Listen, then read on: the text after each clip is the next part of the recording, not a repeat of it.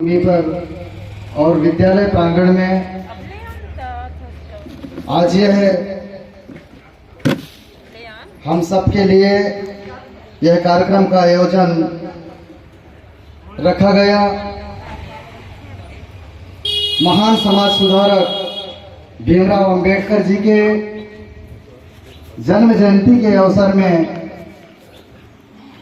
ग्राम panchayat Purcell, अपितु, बरबसपुर और तमाम आसपास के करंजिया तक के यहाँ तक मैं कहूँगी विकासखंड करंजिया गांवों से चल कर के इस कार्यक्रम में आप लोगों ने भाग लिया है। प्रेम साथियों,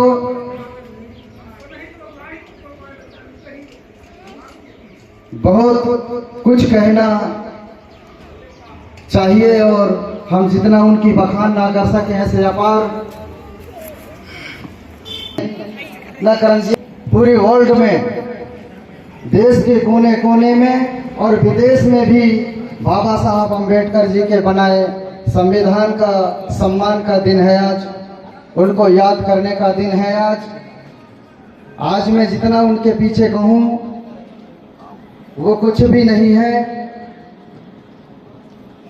हम जितना उनको याद कर और तमाम सोसाइटी के लोगों की मजबूरियों को, समस्याओं को हर प्रकार से, हर तरह से जानकर समझकर उन्होंने उनके अपने अधिकार के बारे में एक महत्वपूर्ण इतिहास, एक महत्वपूर्ण कानून, एक महत्वपूर्ण संविधान लिख कर के आज वो भले इस दुनिया में नहीं हैं, लेकिन उनके दिए हुए वरदान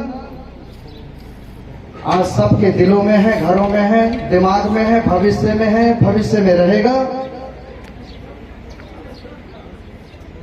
आज बाबा साहब अंबेडकर जी ने क्या कुछ नहीं दिया, इतना अपार चीज हम लोगों के लिए छोड़ के गया है, लेकिन हम आप लोगों ने समझ नहीं पा रहे हैं। आज अगर हम समझते तो ये आधुनिक दुनिया में व्हाट्सएप, फेसबुक के माध्यम से जगह जगह में चर्चा पहुंच चुकी है। चाहने वाले होते, जानने वाले होते, मानने वाले होते, सुनने वाले और समझने वाले होते, बाबा साहब के प्रेरणा स्रोत होते तो आज ये जगह कम पड़ता है, ऐसा मुझे महसूस होता है। क्यों? इसलिए कि हम आज भी शिक्षा से जागृत नहीं है, जबकि बाबा साहब अंबेडकर जी ने जो हमें वरदान स्वरूप इतिहास, साहित्य और संविधान और कानून व्यवस्था को जो बनाकर के वाले तैयार नहीं हैं, न जानने वाले तैयार नहीं हैं, जिस बात से हमें बड़ी तकलीफ तो है। तकलीफ इस बात की है कि जितने शिक्षित नौजवान, चाहे वो बहन हो, भाई हो, उनको जो आज हम गांव में, टोला में, पारा में, मोहल्ला में देखते हैं, तो देखने से मेरे ऊपर में पुलिस वालों ने 107 बना देते हैं कि ये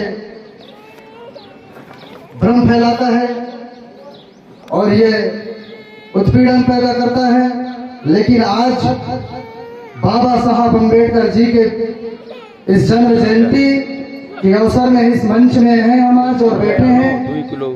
मैं अपने साफ पैमानी नजरों से देख रहा हूँ यहाँ तो वर्दी वाले ही मंच में झूम रहा है, ये गलत बात है। अगर वर्दी वालों की ये हालत हो, उनकी ये हालत हो, जो शिक्षित आदमी हो, तो आम नागरिक को आप किस दशा और दिशा की बात करेंगे?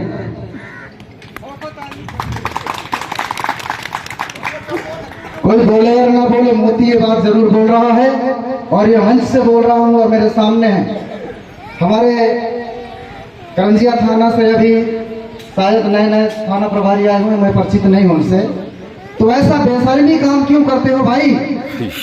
आपकी ड्यूटी यहाँ प्रशासनिक तौर से लगाया गया है और आप मंच में आकर के मधुमक्खी और सांप कहने के बदले में मेरे ऊपर में 107 बनता है।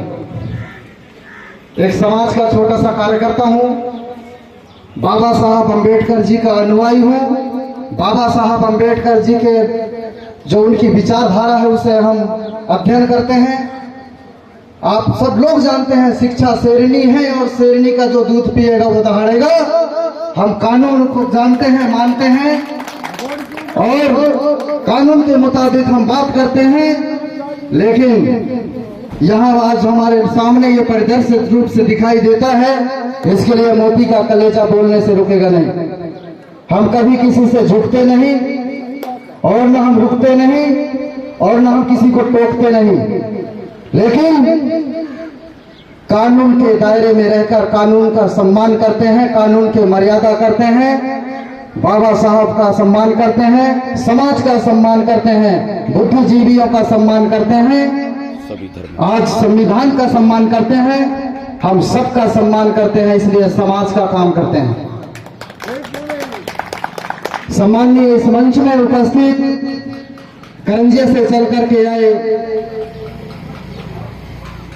हमारे साथी समाज और भीम आर्मी से पदाधिकारी हैं बाघा जी, और करंजी से भी चल करके आए माधव जी, आपका हम हार्दिक अभिनंदन स्वागत इस मंच से मैं अपने दिल से करता हूं। इस कार्यक्रम में उपस्थित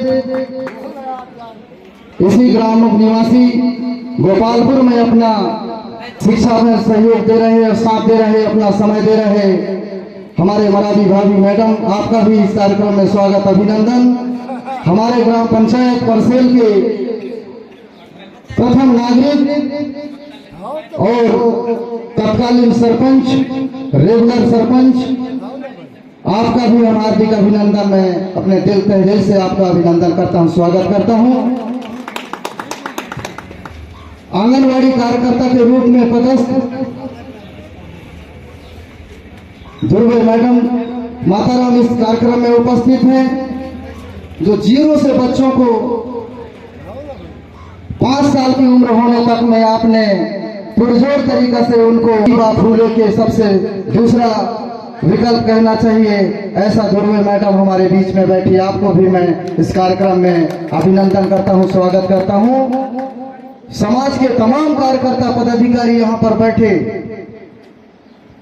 हमारे शिक्षक बंधु भैया दुर्गा बांधव जी, दीपक धुर्वे जी, संजय बांधव जी और तमाम यहाँ पर बैठे, आप सभी लोगों का नाम लूंगा तो मेरे को 1 घंटा और लगेगा। मतलब आज जो बैठे हैं इस कार्यक्रम में और यहाँ पर जो बैठे हैं और जो दिख रहे हैं, क्योंकि जो दिखता है वही बिकता है, और चमत्कार का नमस्कार। लोग कहेंगे कैसे, जो इस दरबार में आया है बाबा साहब भीमराव अंबेडकर जी के इस जयंती में, उसका एक व्यक्तिगत पहचान है, जो आज इस कार्यक्रम के आप लोग हिस्सा बने और जो नहीं पहुंच पाए, अचल हैं, बीमार हैं, कमजोर हैं, जिनका संसाधन नहीं होता, उन लोगों के लिए माइक लगाया जाता है कि वो घर में बैठ करके भी सुन सकता है। तो जहां तक मेरी बात पहुंच रही हो, आजकल फेसबुक, व्हाट्सएप, गूगल, इनके माध्यम से सर्च करके देखो कि भीमराव अंबेडकर कौन है, इसको क्यों पूजना चाहिए, इसको क्यों मानना चाहिए, संविधान क्या है, अनुच्छेद क्या है, विधि क्या है, ये सारा चीज को आप घर बैठे पढ़ सकते हो। आपको किताब लेने में हजारों रुपया खर्चा हो सकता है, लेकिन 300 रुपया का जो रिचार्ज कराते हो तो उसका तो कहीं ना कहीं फायदा ले सकते हो। 300 रुपये का जो रिचार्ज कराते हो, और हर आदमी के पास में फोन है, बिना फोन के कोई नहीं है, और जिसके पति मजहब कोई भी समुदाय, कोई भी सोसाइटी का हो, सबके दिलों के दर्द को समझने वाला, जानने वाला एक समझदार मास्टर माइंड का आदमी था। तो आदमी नहीं, एक महामानव था, जो सबकी कमजोरी और मजबूरी को समझने वाला था, जिन्होंने एक ऐसा व्यवस्था निर्माण किया जिसके कारण आज हम खुले आसमान के नीचे खुले दिल से जो बात कर सकते हैं, बैठ सकते हैं, उठ सकते हैं। लेकिन बाबा साहब अम्बेडकर जी का मुख्य विकल्प था कि भेदभाव को भारत देश के अंदर से जड़ से खत्म करना है। लेकिन आज कुछ चंदपंथियों के लोग हैं जो जाति पाति के चक्कर में बांट करके उसको, बाबा साहब अम्बेडकर जी को एक फलाना जाति का है, ठकाना जाति का है, ये है वो है, तो वो मानेंगे ये मानेंगे। बाबा साहब अम्बेडकर जी के संविधान, उनके कानून, उनकी बनाई व्यवस्था के आधार से आज शासन और प्रशासन और समाज चलता है।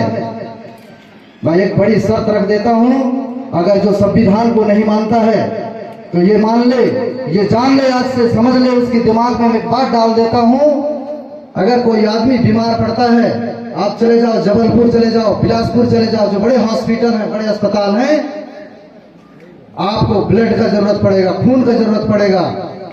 जब मैं पिछले बार गया था किसी भाई को सांप देने के लिए, मैं उदाहरण स्वरूप बता देता हूं, उस भाई को 23 यूनिट ब्लड की जरूरत पड़ा। पीड़ित आदमी का ब्लड ग्रुप O पॉजिटिव था और मेरा A पॉजिटिव था, मैंने है। और भी लोगों को हमने एकत्रित किए, 18 लोगों का मैंने ब्लड डोनेट कराया। तो जो O पॉजिटिव का था तो मिल गया, मैं A पॉजिटिव का गोड़ का है कि यही का है। उस समय भेदभाव क्यों नहीं? उस समय भेदभाव को देखना चाहिए, उस समय याद करना चाहिए, डॉक्टर से पूछना चाहिए कि ये हमारे समाज का है कि नहीं। गलत बोल रहा हूं? ये बात समझ में आया कि नहीं किसी के? ये बात समझ में आना चाहिए। भेदभाव नहीं, देश के अंदर में रहना है तो एक कानून के अंदर में रहना है, अपनी व्यवस्था के साथ जैसा हमारे पूर्वजों ने बनाया है उस व्यवस्था के हिसाब से हमको सामाजिक व्यवस्था में चलना है। एक दूसरे के मान सम्मान और मान मर्यादा का ध्यान में रखते हुए अपने जीवन निर्वाहन करना है। चंद लोग हमारे बीच में बंटवारा करके और अपना व्यवसाय चला रहे हैं। किताब पढ़ोगे, पुस्तक पढ़ोगे तो ज्ञान अर्जित होगा, और मंदिर में जाने के बाद अगर आप मूर्ति का पूजा करोगे तो व्यापार को आप सहयोग कर रहे हो। बहुत सारे बातें हैं कहने के लिए, बाबा साहब अम्बेडकर ने वो पावर दे रखा है आप लोगों को, आप लोग यूज करना नहीं चाहते और जानते नहीं। साथियों, भेदभाव के चक्कर में हम एक दूसरे की छुआछूत में अगर आए हुए हैं, हम आप उनका भी मार्गदर्शन सुनना है और कार्यक्रम